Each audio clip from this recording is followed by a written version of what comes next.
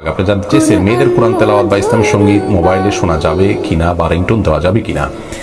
মেয়েদের কোরআনে কারীমের তিলাওয়াত কিংবা কোনো ইসলামিক সং এগুলো পুরুষদের জন্য শোনা জায়েজ নয়।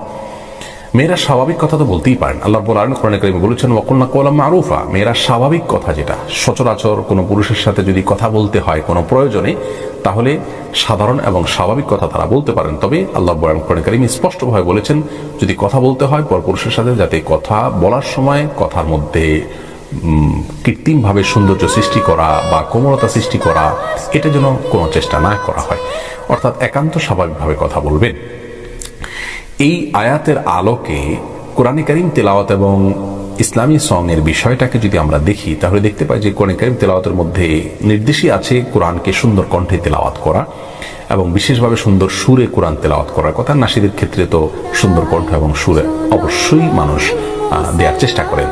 তো কোনো নারীর কোরআন তেলাওয়াত বা তার যদি ইসলামী সং আপনি শুনেন, তার মানে তার স্বাভাবিক যে কণ্ঠ সেটি নয়, বরং সেটাকে কিছুটা সৌন্দর্য করে যে কণ্ঠ তার প্রকাশ হচ্ছে সেটি আপনি শুনছেন।